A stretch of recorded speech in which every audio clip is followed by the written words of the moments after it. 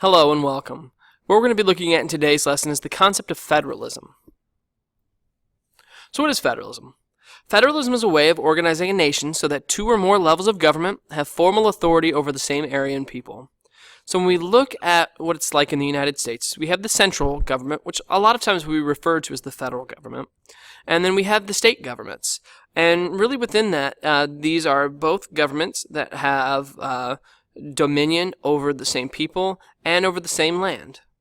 So when we look at that, there are different ways in which we have to navigate how those different levels of government interact with each other. And at times, as we've seen throughout American history, through the Civil War, through more modern issues such as immigration and trade and things like that, it can be a very difficult road to kind of navigate between the two. It's very different than what we see with a unitary government.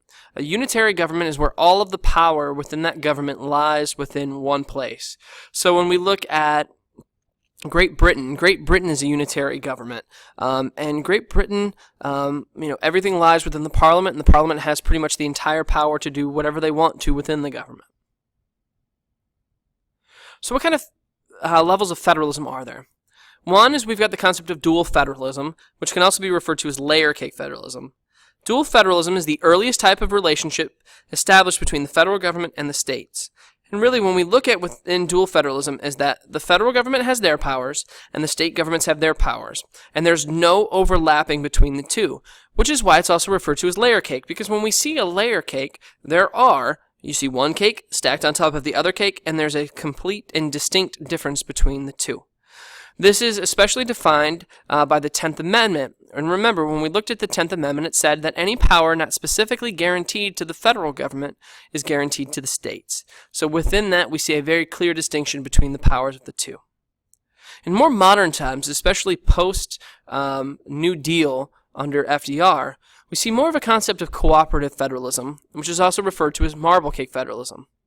Within cooperative federalism, it's characterized by the federal government and state governments kind of bleeding together, where you're not exactly sure who has a clear concept of whose power is what. This can be seen in the idea of terrorism. Education is especially a big one, in which, and we're going to talk about this later on in this lesson, is that through the use of money, where the federal government has been able to extend their reach and put more demands on the states as far as what they do in an educational concept. The Commerce Clause is also an example of cooperative federalism. This clause gives Congress the authority to regulate trade with foreign countries. It also allows them to be able to regulate interstate trade, where you have goods moving from one state to another, which has allowed the federal government to really expand the type of power that they possess. We also have competitive federalism, which is referred to as new federalism.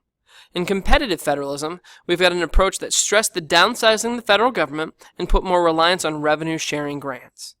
This is something we're not going to spend a whole bunch of time on at this point, because the likelihood that this actually shows up on the AP exam is probably pretty low.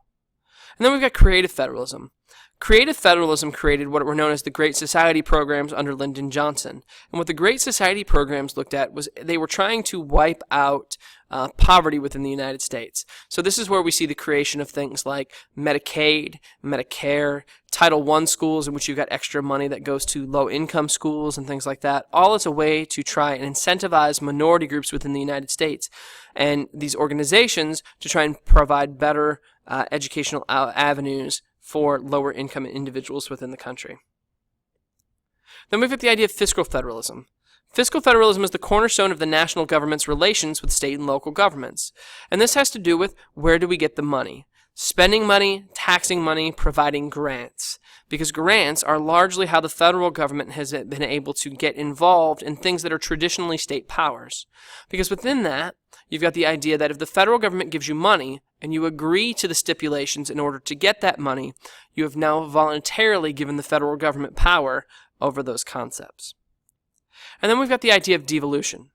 Devolution is the belief that governmental power should be returned to the states. So those who believe that the federal government has taken on too much power and that power should be returned to the states would be those who believe in devolution.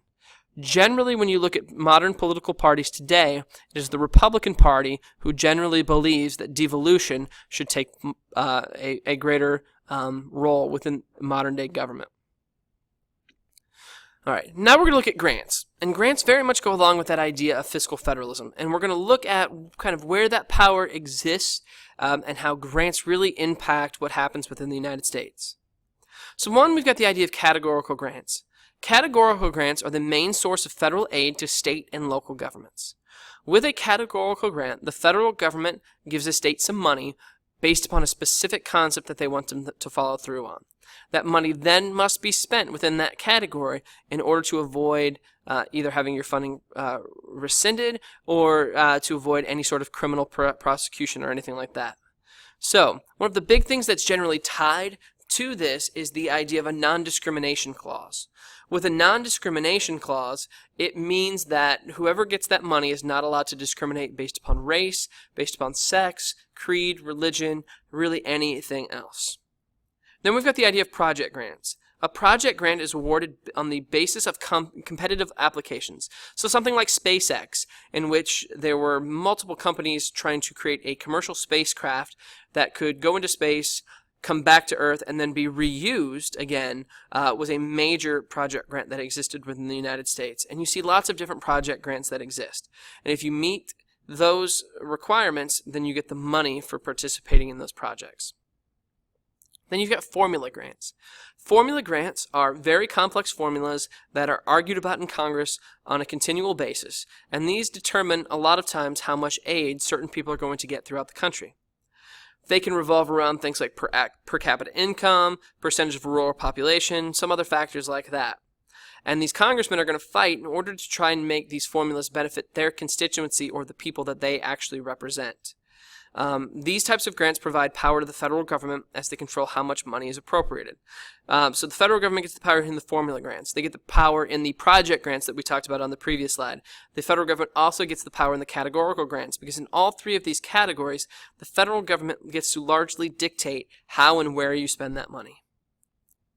Then we've got block grants. Block grants are a form of fiscal federalism where federal aid is given to the states with very few strings attached. Block grants provide more power to the states as they can make decisions on how to spend their money.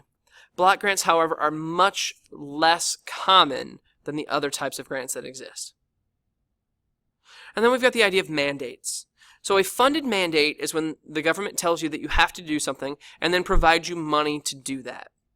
An unfunded mandate is when the government requires that you do something, but they do not provide you any additional money to be able to do that.